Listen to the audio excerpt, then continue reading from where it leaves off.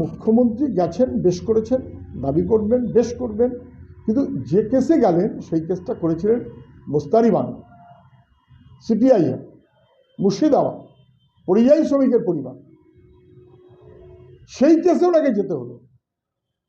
কিন্তু এখন সংবাদ মাধ্যমের প্রচারে অবশ্যই তার বাংলার মেয়ে মোস্তারি বানু যে কেসটা করলো শুরুতে, আপনি একবার তার সঙ্গে কথা বলার প্রয়োজন বোধ করলেন না? তাকে আউট করে দিয়ে আমি সব গোছের ভাব করলেন। গতকাল ত্রিপুরার প্রাক্তন মুখ্যমন্ত্রী মানিক সরকার যা বলেছেন সেগুলো স্পষ্ট। আমরা এর আগে একাধিকবার বলেছি মমতা ব্যানার্জি গেছেন, সুপ্রিম কোর্টে বেশ করেছেন, এটা সবার যাওয়ার রাইট আছে। উনি একজন দরখাস্তকারী হিসেবে যদি যান যেতেই পারেন, মুখ্যমন্ত্রী হলেও যেতে পারেন কিনা সেটা নিয়ে প্রশ্ন উঠতে পারে, কিন্তু উনি যেতে পারেন অ্যাজ অ্যান ইন্ডিভিজুয়াল, হয়তোবা সেটা কোর্ট বিবেচনা করবে, এটা আমাদের বিবেচনা করার বিষয় নয়। সরকার তার যে কাজ, এক্সিকিউটিভের যে কাজ, সেই কাজ উনি করেছেন কিনা এই প্রশ্নটা থাকবেই, করেননি। লেজিসলেচারের মাথায় উনি আছেন বাস্তবে, বিধানসভায় রেজলিউশন নিলেন কি? কেরালা নিয়েছে, অন্য রাজ্য নিয়েছে, উনি নেননি। কেন নেননি?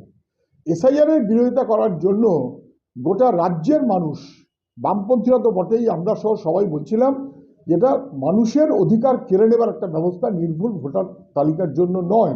তখন মুখ্যমন্ত্রী কোথায় ছিলেন? মুখ্যমন্ত্রী গেলেনই যখন, শেষ দিকটায় গেলেন কেন?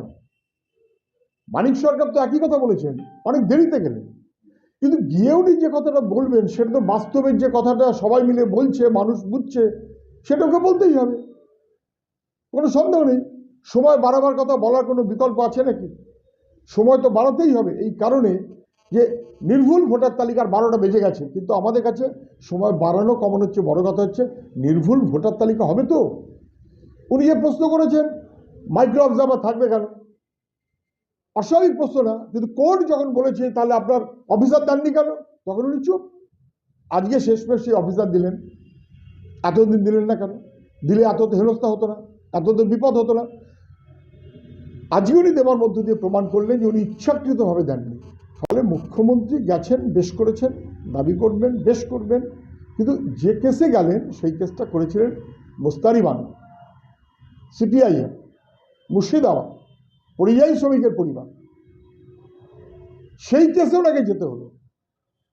কিন্তু এখন সংবাদ মাধ্যমের প্রচারে অবশ্যই মুখ্যমন্ত্রী মানে মুখ্যমন্ত্রী, কিন্তু মুখ্যমন্ত্রী একবার খেয়াল করলেন না যে আপনি যেমন রাজ্যের মানে বাংলার মেয়ে, তোর বাংলার মেয়ে মোস্তারি বানু যে কেসটা করলো শুরুতে, আপনি একবার তার সঙ্গে কথা বলার প্রয়োজন বোধ করলেন না? তাকে আউট করে দিয়ে আমি সব গোছের ভাব করলেন। এটাতে নাটকীয়তা হয় বটে।